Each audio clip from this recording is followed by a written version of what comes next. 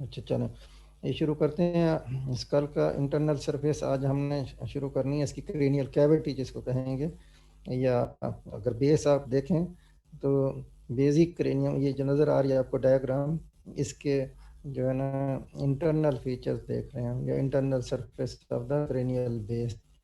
लेकिन इससे पहले थोड़ा सा ना कुछ टर्म्स थी पिछले लेक्चर्स की, वो मैं आपको जल्दी से जो है ना दिखा देता हूँ, फिर ये शुरू करते हैं।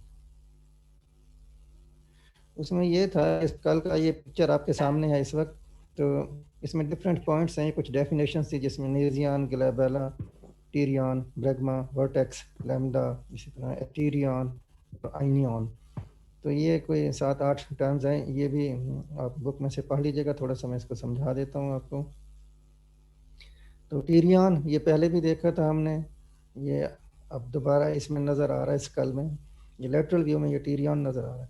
तो ये किस चीज़ का जंक्शन है, ये इंपॉर्टेंट है, इसको अगर आप डिफाइन करें तो जंक्शन है इसमें ग्रेटर विंग ऑफ स्फीनॉइड। अब बोन्स हमने पढ़ी थी उसमें, आज मज़ीद आपको ये क्लियर हो जाएगा, ग्रेटर विंग ऑफ स्फीनॉइड इसमें ये बोन है, और इसके साथ जो है squamous part of the temporal bone ये, और फ्रंटल बोन ये सामने आ रही है, और पीछे यहाँ पे पैराइटल बोन्स है। तो ये बोन्स, चार बोन्स जो है ना, ये एच शेप जो है ना, ये सूचर नज़र आ रहा है, रफली एच शेप इसको कहेंगे। तो ये जंक्शन जो है इन तमाम बोन्स का, जो कि आउटलाइन में आपको एच शेप नज़र आ रहा है, ये पॉइंट जो है दिस इज़ कॉल्ड टीरियन, और ये वैसे वीकेस्ट पॉइंट होता है इंजरी में। दूसरी डेफिनेशन थी लैम्डा। लैम्डा क्या है, पॉइंट ऑफ कैलवेरिया, ये स्कल कैप जो थी एट द जंक्शन और लम्बाइड एंड सैजिटल सूचर, यहाँ से आपको सही नज़र आएगा नीचे वाली पिक्चर में। तो ये दो पैराइटल बोन्स हैं, और पीछे जो है ये ऑक्सीपिटल बोन है। तो इनका जो जंक्शन है इन बोन्स का या सूचर्स का अगर नाम लें, तो फिर इसमें ये सैजिटल सूचर आ रहा है, यहाँ तक आके ख़त्म हो जाएगा, और ये ट्रांसवर्सली यहाँ पे आ जाएगा लेम्डाइड सूचर। तो ये टी शेप जो बन रहा है यहाँ पे, इसको हम कहेंगे लेम्डा। और ब्रैग्मा फिर इसी के बिल्कुल फ्रंट पे आ जाए, इसी स्कल कैप के फ्रंट पे। तो यहाँ पे अगर आप देखें तो जंक्शन है कॉर्नल और सैजिटल सूचर का। सैजिटल सूचर यही आ रहा है जो कि बॉडी को डिवाइड कर रहा है राइट और लेफ्ट हाफ में, और आगे कॉर्नल सूचर आ रहा है। तो यहाँ ये जो जंक्शन है ये भी टी शेप बन रहा है, तो ये ब्रैग्मा। नेक्स्ट है वर्टेक्स, ये भी हमने पढ़ा था, सुपीरियर पॉइंट है न्यूरोक्रेनियम का इन द मिडल। तो ये एनाटॉमिकल पोजीशन में अगर रखें बोन को, तो वर्टेक्स आपको ये हाईएस्ट पॉइंट यहाँ पे ये नज़र आ रहा है इस वाले डायग्राम में। अच्छा, कुछ डेफिनेशन और एस्टीरियन। अब एस्टीरियन क्या है, star shape located at the junction of three sutures, parietomastoid, occipitomastoid and lambda. ये एस्टीरियन यहाँ पे ये नज़र आ रहा है इस साइड में। तो ये भी सूचर्स के नाम याद रखें, तीन सूचर्स हैं, इनका जंक्शन है। ग्लाबेला हम पहले पढ़ चुके हैं, स्मूथ प्रोमिनेंस थी फोरहेड पे, superior to the root of nose, nose के जहाँ पे नेजियान है इसके ऊपर, तो नेजियान भी आगे आ रहा है, वही point. The cranium where frontonasal and internasal sutures. तो इंटरनेजल सूचर दोनों नोज, दोनों नेजल बोन्स, और ऊपर से ये भी टी शेप बनेगा, ऊपर से फ्रंटल बोन, ये तो ये नेजियान, इसी से बिल्कुल ऊपर जो है ये जो है ग्लाबेला है। और आइनियन ये है back of head most prominent point of external occipital protuberance, ये बैक साइड पर नजर आ रहा है एक्सटर्नल ऑक्सीपिटल प्रोट्यूबरेंस में। तो यहाँ दोबारा इस डायग्राम में देख लें, ये है आइनियन, तो एक्सटर्नल ऑक्सीपिटल प्रोमिनेंट पॉइंट जो। चलें अब आते हैं हम अपने उस नेजल, इसके internal surface of cranial cavity की तरफ।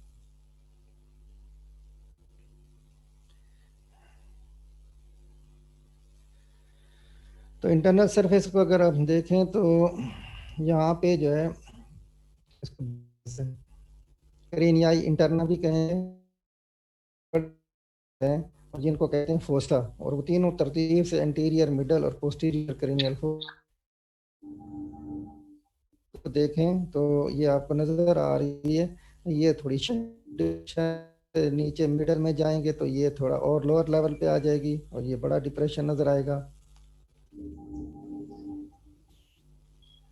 अच्छा, और सब कैविटी, टेस्ट कैविटी है। तो लेवल के अगर एतबार से हाईएस्ट पॉइंट पे ये आएगा एंटीरियर क्रेनियल फोसा। तो ये बाउल शेप फ्लोर है क्रेनियल कैविटी का, जिसमें तीन डिप्रेशंस हैं और तीनों डिफरेंट लेवल्स के हैं।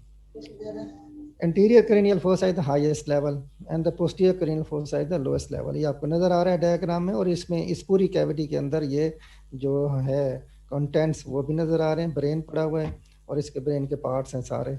ये इसके डिफरेंट लोब्स हम पढ़ेंगे। ये जो है ना इंटीरियर लोब इसका, ठीक है ना, सीधा टेम्पोरल आएगा, ऑक्सीपिटल आएगा, वो सारे फिर हम देखेंगे ऐसा ऐसा कि कौन से फोसा में कौन सा इसका पार्ट आएगा ब्रेन का। ये फिर आपको रफली डिफरेंट कलर्स में नजर आ रहा है। इंटीरियर क्रेनियल फोसा इंटीरियरली, ये मिडल क्रेनियल फोसा थोड़ा डीप है, और ये डीपेस्ट सबसे वो है पोस्टीरियर क्रेनियल फोसा, ये पर्पल कलर में। अब यहाँ पे बोन को अगर आप गौर से देखें तो यहाँ पे डिफरेंट पार्ट्स शो किए गए हैं। ये इंटीरियर क्रेनियल फोसा सबसे पहले देखें आप। तो इंटीरियर क्रेनियल फोसा में सबसे ज्यादा जो बोन जो कंट्रीब्यूट कर रही है वो फ्रंटल बोन है। ये फ्रंटल बोन का पार्ट आ रहा है सारा, यहाँ ये देख लें ये से। और यहाँ पे पीछे ये जो है स्फीनाइड बोन है, और ये दरमियान में ये इतना हिस्सा जो है ये एथमाइड बोन का है। तो तीन बोन जिसमें आएंगी, फ्रंटल, ये मैक्सिमम पार्ट फ्रंटल का, और ये मिड लाइन में आ जाएगी एथमाइड बोन, ये भी इसकी फर्दर डिटेल आगे आ रही है। और पोस्टीरियर पार्ट जो है एंटीरियर क्रेनियल फोसा का, इतने ये बोन जो है ये है स्फीनॉइड। फिर सुन लें, फ्रंटल, एथमाइड और स्फीनॉइड। तो अब इसकी डिफरेंट कलर्स में आपको यही चीज़ शो कर दी गई है, तीनों कलर। तो ये ब्लू कलर में देखें आप, तो ये फ्रंटल बोन है, और ये एथमाइड है पर्पल, और आखिर में पीछे ये स्फीनाइड बोन है, ये जो येलो कलर नज़र आ रहा है, ब्राउनिश येलो। तो इंटीरियर जो है पार्ट इसका फ्रंटल लोब्स का, और इंफीरियर पार्ट जो ब्रेन का, ये सारा इसी में आएगा। The inferior and interior parts of the frontal lobe of brain occupy the interior cranial fossa. और ये आपको बताया शैलोवेस्ट है, कम डीप है, डीपेस्ट है। और उसके बाद जो है इसमें जो बोन्स के नाम आपको बता दिए हैं, फ्रंटल, एथमाइड और स्फीनॉइड। दरमियान में जो आपको नज़र आ रही है ये है एथमाइड, और पोस्टीरियरली स्फीनॉइड। तो फोसा का जो ग्रेटर पार्ट है वो है frontal orbital part of the frontal bone. ये ऑर्बिटल पार्ट इसलिए इसको कह रहे हैं कि इसके नीचे ऑर्बिट्स हैं, ये उसका रूफ बना रहे हैं ऑर्बिट का, which supports the frontal lobes of the brain and forms the root of the roof of the orbit। तो अभी आपको बताया उसका रूफ है, और इसका ये फ्लोर बन रहा है एंटीरियर क्रेनियल फोसा का। This surface shows impressions. अब इसके अंदर impressions and brain markings of the ऑर्ब, इसमें उसी तरह इंप्रेशन जिस तरह ब्रेन के ऊपर ये सल्कस और गायरस ये नजर आ रहे हैं। गायरस जो है ये रेज एरिया है, और जो सल्कस होता है ब्रेन का, वो उन दोनों के दरमियान में जो डिप्रेशन आता है। तो आपको ये इस तरह फोल्डिंग नजर आ रही है, इसमें रेज एरिया गायरस, और जो डिप्रेस्ड एरिया होगा वो सल्कस होगा। तो इसी ब्रेन की जो है ना इस शेप की वजह से इस पूरे एंटीरियर क्रेनियल फोसा में ये आपको एरिया नजर आएंगे डिफरेंट। जो रेज एरिया होगा वहाँ पे वो सल्काई आएंगे ब्रेन के, और जो डिप्रेस्ड एरिया है वहाँ पे गायरस होगी। अगर देखें इसको और डिटेल में तो यहाँ पे और पार्ट्स इसके आ रहे हैं, जिसमें इम्पोर्टेंट चीज़ आ रही है फ्रंटल क्रेस्ट। जब अभी तक हम एंटीरियर क्रेनियल फोसा देख रहे हैं, तो इसमें फ्रंटल क्रेस्ट ये भी फ्रंटल बोन के मिड लाइन में, मीडियन बोन ही एक्सटेंशन है फ्रंटल बोन की। और इसी की बेस पे, फ्रंटल क्रेस्ट की बेस पे यहाँ पे एक फोरामेन नजर आ रहा है, इसका नाम है फोरामेन सीकम। ये भी फ्रंटल बोन का पार्ट ही है, और इसमें से इमिशरी वेन गुजरती है। इमिशरी वेन्स वो वेन्स होती हैं जो स्कल के अंदर वाली वेन्स को बाहर वाली वेन्स के साथ कनेक्ट करती हैं। तो यूं ये क्रॉस करती है स्कल को थ्रू डिफरेंट फोरामिना। तो ये है इमिशरी वेन्स। और साथ ही इसमें फ्रंटल साइनस भी है, उसका वो भी वेन्स का ही होता है जो ब्रेन के अंदर हम पढ़ेंगे डिफरेंट साइनसेस। तो सुपीरियर सैजिटल साइनस के साथ ही इसको कनेक्ट कर। दूसरी इंपॉर्टेंट चीज जो है ना, crista galli, median ridge of the bone posterior to the foramen caecum. यहाँ पे ये रेज एरिया है इस फोरामेन की बैक साइड पे, इसको कहते हैं क्रिस्टा गेलाई। सुपीरियरली प्रोजेक्ट करो फ्रॉम द एथमाइड बोन। तो ये क्रिस्टा गिलाई एथमाइड, ये इतनी सारी बोन नजर आ रही है एथमाइड बोन, और एथमाइड बोन का जो पार्ट नजर आ है इसके सेंटर में क्रिस्टा गिलाई है, और साइड्स पे जो ये थोड़ा सा फ्लैट पार्ट होता है दोनों तरफ, इसमें भी होल्स हैं, मल्टीपल होल्स हैं, फोरामिना है। तो इस फोरामिना की वजह से इस बोन को कहते हैं cribriform plate of ethmoid. Cribriform plate याद रखिएगा, एथमाइड बोन की क्रिब्रिफॉर्म प्लेट इसको कहेंगे, क्योंकि इसमें सुराख होते हैं जैसे जाली में सुराख होते हैं, तो जिसमें जाली की तरह स्ट्रक्चर जो होगा उसको हम कहेंगे क्रिब्रिफॉर्म। ये लेबल किया हुआ है cribriform plate of ethmoid small foramina. और इसमें से जो इम्पोर्टेंट स्ट्रक्चर जो पास करता है वो है olfactory nerve. First cranial nerves जो है वो है ऑल्फैक्टरी नर्व। तो ऑल्फैक्टरी नर्व जो बन रही है वो मल्टीपल जो है ना इसमें से फाइबर्स गुजरते हैं ऑल्फैक्टरी नर्व के, तो उसकी रूट्स होती हैं, वो यहाँ से पास होके नेजल म्यूकोजा से ना नेजल कैविटी से ऊपर आएंगी, तो नीचे से ये ऊपर आएंगी तो ये एंटीरियर क्रेनियल फोसा में आ जाएंगी ऑल्फैक्टरी नर्व्स। तो ऊपर आके ये फिर ऑल्फैक्टरी बल्ब होता है, फर्दर इसकी जो है ना कंटिन्यूएशन वो ब्रेन के जो स्पेसिफिक पार्ट तक जाएगी। लेकिन यहाँ पे सिर्फ ये स्कल का जो है ना पार्ट याद रखें, और कंटेंट क्रिब्रिफॉर्म प्लेट ऑफ एथमाइड, और इसमें से गुजरेंगी ऑल्फैक्टरी नर्व्स और जाएंगी ऊपर ऑल्फैक्टरी बल्ब तक, जो कि इस प्लेट के ऊपर यहाँ पे पड़ा होता है ऑल्फैक्टरी बल्ब। अच्छा, नेक्स्ट इसमें पीछे आ जाएं तो ये स्फीनॉइड बोन और उसका लेसर विंग, ये इसके दो विंग्स होती हैं, ग्रेटर विंग और लेसर विंग।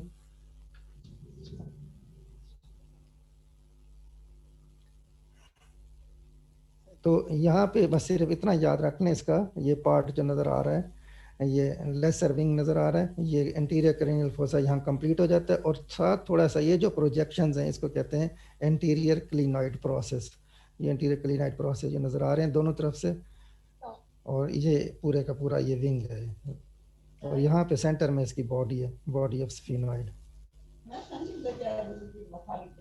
चले उसके बाद आ जाता है मिडल क्रेनियल फोसा। तो मिडल क्रेनियल फोसा ये सारा आपको नजर आ रहा है डिफरेंट, ये बटरफ्लाई शेप है।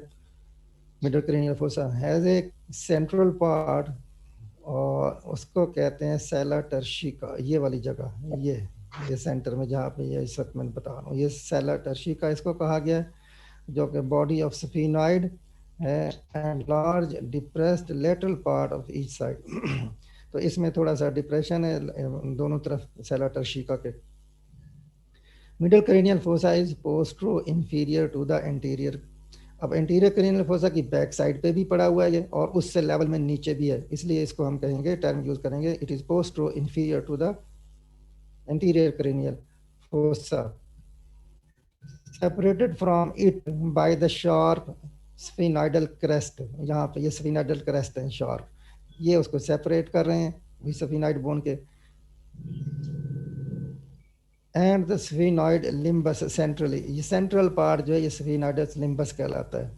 साइडों पे क्रेस्ट है, और ये जो है ये लिम्बस कहलाता है, ये सेंट्रल पार्ट जो है ये यूं चलता है, ये आ रहा है ये क्रेस्ट, यहाँ से भी यहाँ से भी। The sphenoidal crest are found by the posterior part of the lesser wing। अब यही है मैंने आपको बताया था, ये lesser wings पड़े हुए हैं जो कि anterior cranial fossa का पार्ट थे, और जो उसका posterior margin है वही जो उसी से ये बन रहे हैं, which overhang the lateral parts of the fossa anteriorly। अब अगर आप इसको देखें तो ये एक किस्म का ओवरहैंग हो रहे हैं, उसके ऊपर ऊपर कवर कर रहे हैं मिडल क्रेनियल फोसा को। तो लेसर विंग ऑफ स्फिनॉइड ये एक तरह से ऊपर एक शेल्फ लाइक स्ट्रक्चर बन जाता है, इसके नीचे वो छुपा हुआ है अभी ये जो है ना middle cranial fossa. This sphenoidal crest, यही जो स्फिनॉइडल क्रेस्ट हैं, and medial into two sharp bony projects, ये आपको पहले मैं बता चुका हूँ, एंटीरियर क्लिनॉइड प्रोसेस कहेंगे, ये राइट साइड पे भी लेफ्ट साइड पे भी दोनों। तो ये क्रेस्ट जो है ना ये कंटिन्यू कर रहे हैं, ये क्रेस्ट तो यहाँ से शुरू हो जाते हैं, लेकिन एंड जो ये पॉइंटेड एरिया है, ये जो प्रोजेक्शंस हैं इनको कहेंगे क्लिनॉइड प्रोसेसेस। तो ये एंटीरियर क्लिनॉइड प्रोसेस है, पोस्टीरियर भी आएंगे इसी तरह के प्रोसेस।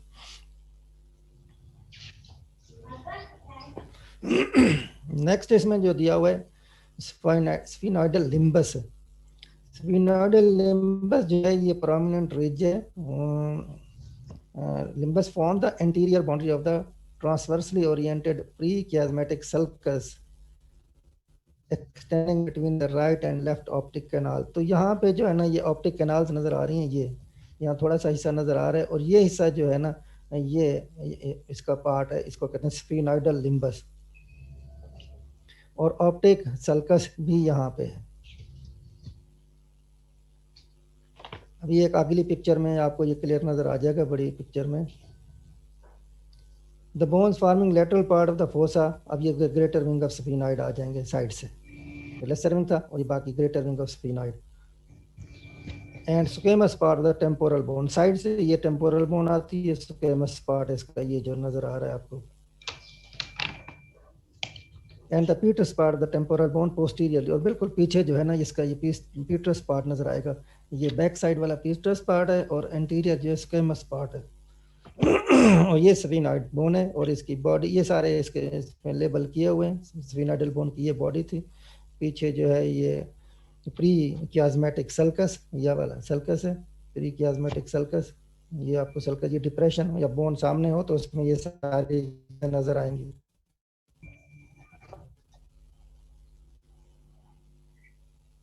ये उसी चीज को फिर ये दोबारा ये यहाँ अलग-अलग करके दिखाया गया है। अगर आप स्फीनॉइड बोन के पार्ट्स देखें तो यहाँ पे ये सारे आपको नजर आ रहे हैं ये बॉडी नजर आ रही है, और ये एंटीरियर क्लिनाइड प्रोसेस ये लेबल किए हुए हैं। इसी तरह जो है इसका प्री कियाज्मेटिक सल्कस ये जगह, और ये सेला टर्शी का ये डिप्रेशन है, ये सेंटर में मिड लाइन में जो डिप्रेशन है, जैसे ये घोड़े के ऊपर जीन नहीं रखी जाती, सेंटर में डिप्रेशन होती है, आगे रेज्ड एरिया पीछे रेज्ड एरिया, तो ये जो है इसको सेला टर्शी का इसलिए इसका नाम दिया गया है। चलें अब फर्दर इसके पार्ट्स आगे देखते हैं। The lateral parts of the middle cranial fossa support the temporal lobes of the brain. तो ब्रेन में जो आपको बताया था कि इसके 4 लोब्स होते हैं, फ्रंटल, टेम्पोरल, पाराइटल। तो ये टेम्पोरल लोब्स जो है ना ये इनके लेटरल साइड जो है ना ये उसको सपोर्ट कर रही है middle cranial fossa. Boundaries, the boundary between the middle and the posterior cranial fossa is the superior border of the pituitary part of the temporal bone। अब यहाँ पे ये देख लें, ये बाउंड्री जो है ना ये है between middle and posterior cranial fossa. तो इसका अंदर पोस्टीरियर क्रेनियल फोसा में फिर टेम्पोरल बोन आ रही है, तो इसमें जो है superior border of the petrous part of the temporal bone ये, and a flat plate of bone dorsum sellae of the sphenoid, ये वाली dorsum sellae of the sphenoid bone, ये दरमियान में जो है ना ये आ जाती है स्फीनॉइड बोन जो सेपरेट कर रही है पोस्टीरियर क्रेनियल फोसा से, और साइडों से आ जाती है टेम्पोरल बोन। अब इसके डिटेल में फर्दर देखते हैं, वही पार्ट जो भी आपको मैं बता रहा था ये उनकी फर्दर डिटेल आ गई। सेला टर्शिका, यानी सेला टर्शिका का लफ्जी मतलब है टर्किश सैडल। तो ये एक जीन की तरह की है, सैडल लाइक बोनी फॉर्मेशन है, upper surface of the body of sphenoid, ये सेला टर्शिका इस सेंटर में सारी बॉडी ऑफ सफीनॉइड है, which is surrounded by the anterior posterior clinoid process. अब यहाँ पे नजर आ रहे हैं पोस्टीरियर क्लिनाइड प्रोसेस, जहाँ पे रेज्ड एरिया आता है, ये बोन जरा टूटी हुई यहाँ से, ये एंटीरियर क्लिनाइड प्रोसेस है, ये आपको ये पहले पता है, यहाँ पे एंटीरियर क्लिनाइड। तो यहाँ थोड़ा सा देख लें इसको, तो ये ऑप्टिक, ये ग्रूव है, और ये ऑप्टिक कैनाल आ जाती है दोनों तरफ से, राइट लेफ्ट ऑप्टिक कैनाल, ये ऑप्टिक ग्रूव, और ये जो है मिडल क्लिनाइड प्रोसेस यहाँ पे सेंटर में दिखाया गया है, और ये पोस्टीरियर क्लिनाइड प्रोसेस है। डॉर्सम सैली, ये जो इसका जो पोस्टीरियर जो रेज्ड एरिया होता है वो है डॉर्सम सैली, पोस्टीरियर रेज्ड एरिया।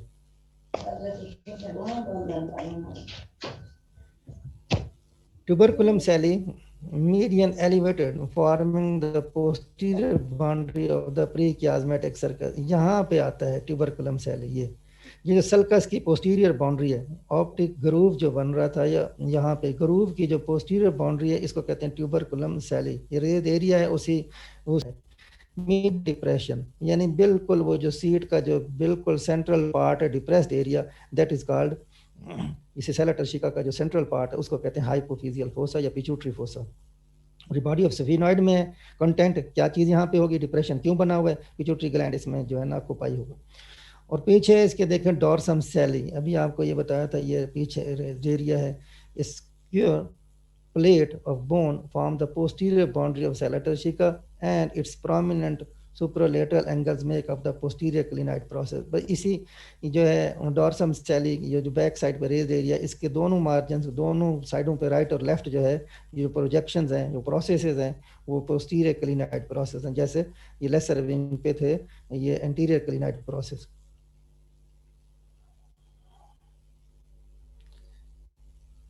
अब इम्पोर्टेंट स्ट्रक्चर और इम्पोर्टेंट आगे इसमें कौन कौन से जो है ना चीज़ें इसमें से ये फोरामिना, उसमें तो सिर्फ आपको क्रिबरी फॉर्म प्लेट नजर आई थी एंटीरियर क्रेनियल फोसा में, जिसमें से पास हुई थी olfactory nerve, first cranial nerve, और एक फोरामेन सीकम था जिसमें से पास हुई थी इमिशरी वेन्स। अब यहाँ पे जो है ना इम्पोर्टेंट फोरामिना आ रहे हैं, इनको गौर से समझ लीजिएगा कि ये भी हो जाए और इसके कंटेंट्स भी।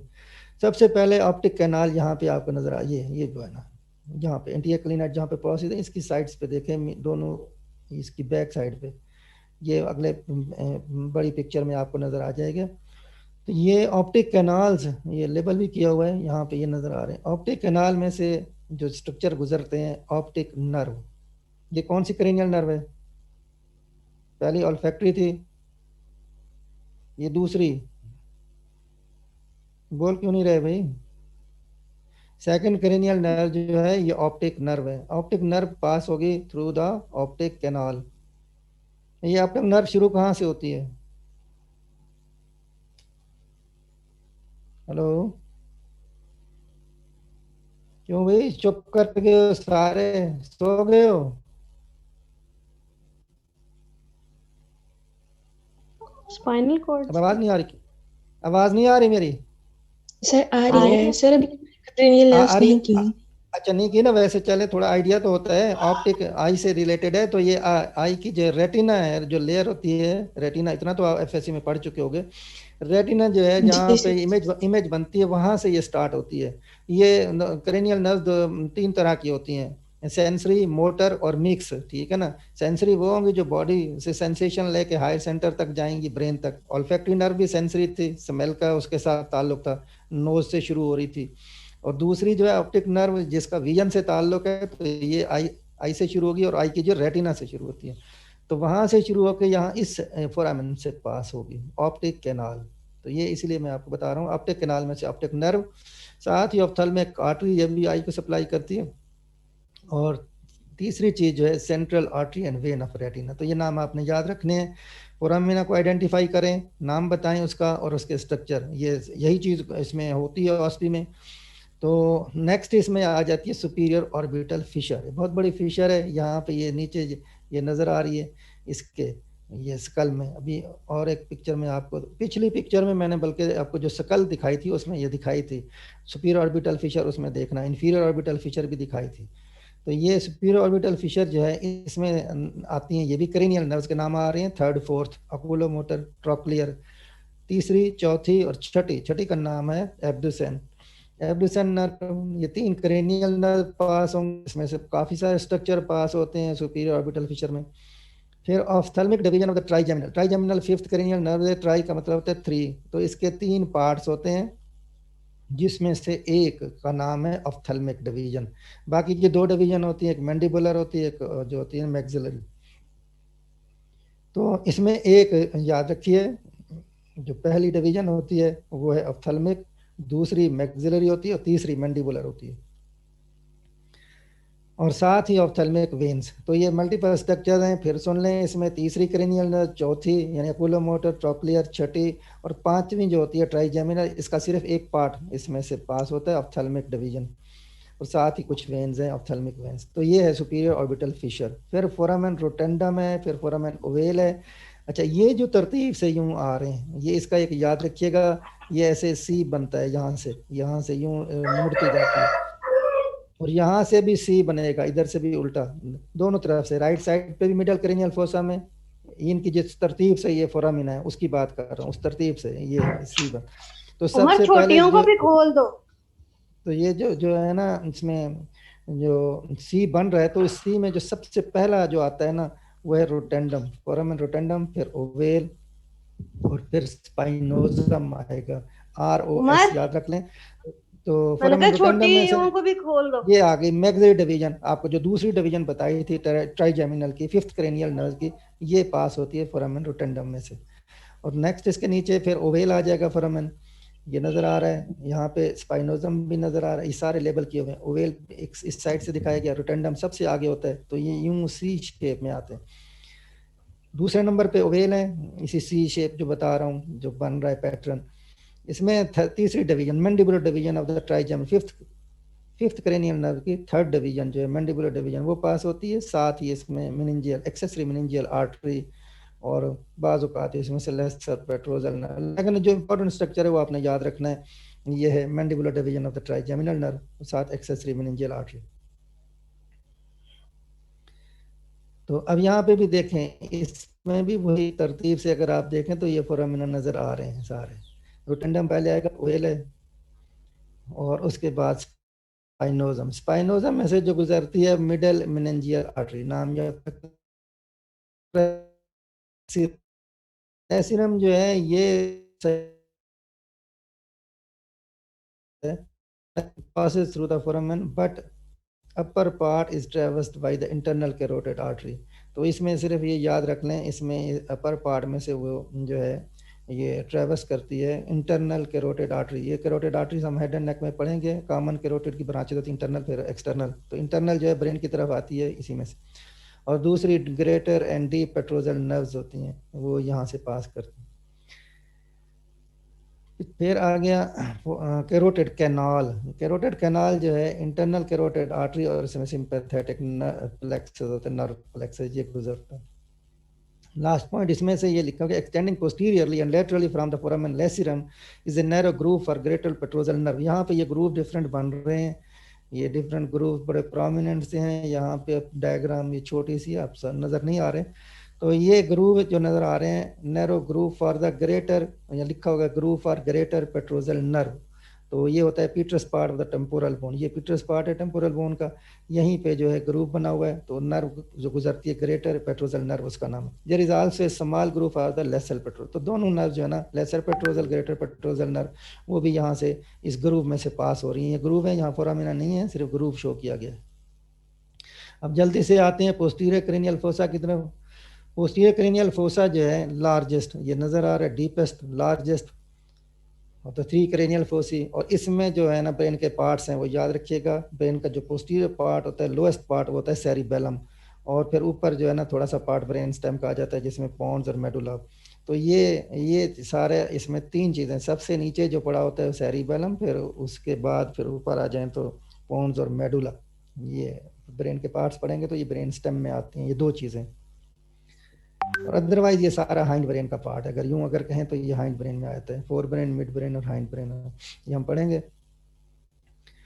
तो यहाँ पे भी ये लेबल किया हुआ है, ये डिफरेंट जो है ना ये पार्ट्स जो इसमें ऑक्युपाई हो रहे हैं, तो ये अलग अलग दिखाए, एंटीरियर क्रेनियल फोसा में, फिर मिडल में, ये तो पोस्टीरियर में। तो इसमें डिफरेंट ये लोब्स आ रहे हैं, वो भी यहाँ शो किए गए हैं। The posterior cranial fossa is formed mostly by the occipital bone। तो सबसे पीछे ये जो है ना ये occipital bone आपको मैक्सिमम बड़ा पार्ट नजर आ रहा है, फिर साइडों से parietal bone भी आ जाती है।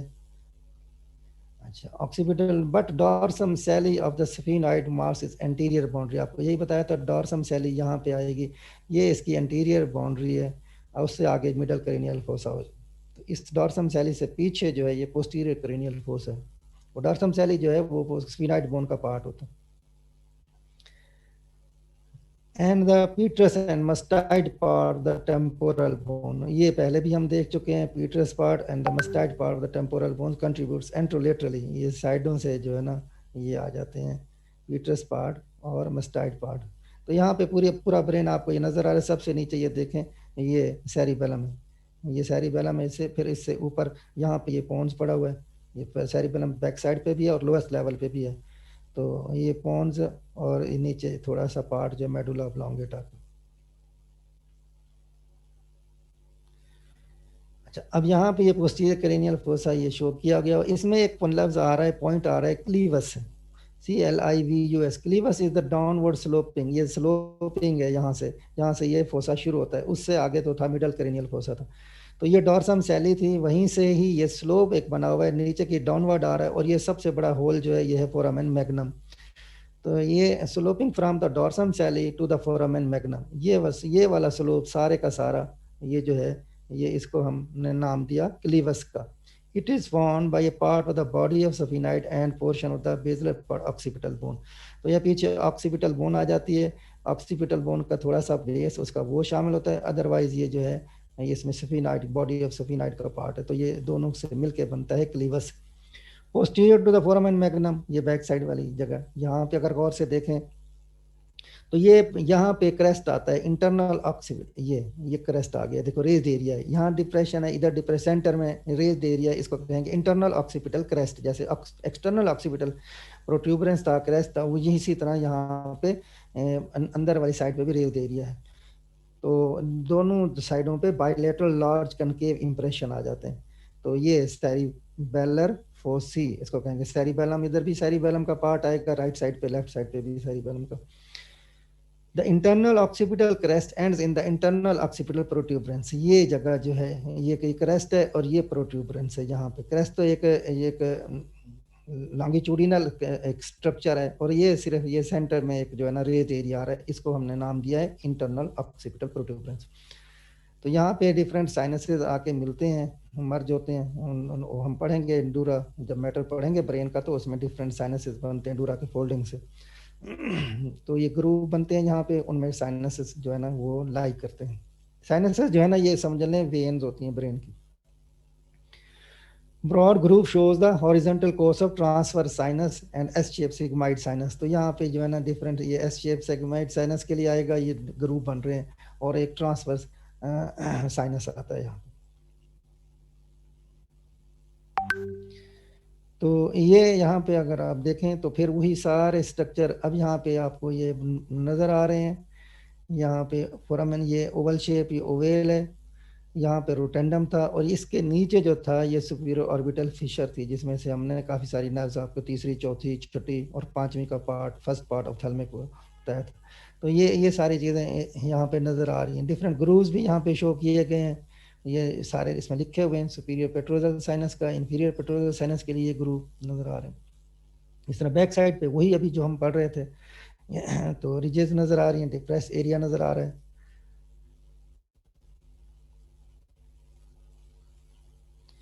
इसमें जल्दी से देख लें तो ये जो स्ट्रक्चर है इंटरनल ऑडिटरी मीएटस, इसमें आएगा पोस्टीरियर क्रेनियल फोसा में, ये जो हमारा ईयर से आ रहा है, पहले एक्सटर्नल ऑडिटरी आता है, फिर इंटरनल ऑडिटरी मीएटस जो यहाँ अंदर आ, इसमें से गुजरती है फेशियल नर्व और 7वीं क्रेनियल नर्व, और वेस्टिबुलोकॉक्लियर जो है 8वीं है, और एक आर्टरी है लेबरेंथाइन आर्टरी।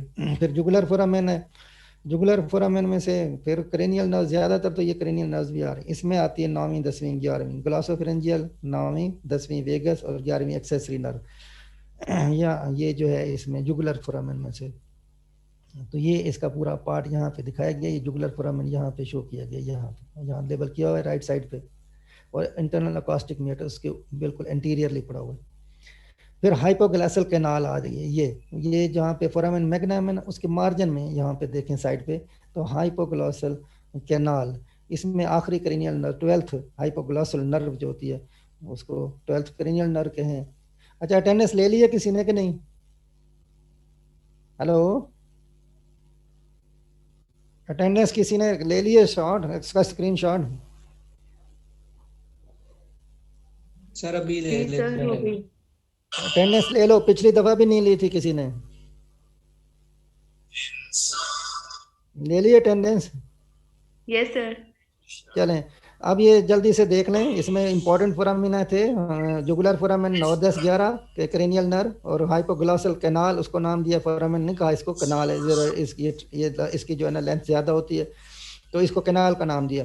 तो ये इसमें 12th क्रेनियल नर्व, और ये सबसे बड़ा फोरामेन जो है ये वाइवे में आमतौर पे पूछा जाता है, इसमें तो जो मेन स्ट्रक्चर जो है वो तो है स्पाइनल कॉर्ड का, और साथ ही इसमें वही 11वीं क्रेनियल नर्व का एक स्पाइनल एक्सेसरी, इसको लिखा हुआ है स्पाइनल पार्ट होता है इसका, तो इसको नाम दिया गया स्पाइनल एक्सेसरी नर्व। फिर वर्टिब्रल आर्टरीज हैं ब्रेन की तरफ आ रही होती हैं, वो इसमें से गुजरती हैं, उसी के साथ वर्टिब्रल वीनस प्लेक्सस भी है और स्पाइनल आर्टरीज भी हैं। तो ये सारा जो है ना मेन स्ट्रक्चर आपने बताना है spinal cord with its meninges, तो इसमें उसकी मेनिंजेस भी आएंगी, ठीक है ना। तो इसकी मेनिंजेस भी इसमें से पास हो रही हैं इसके ऊपर।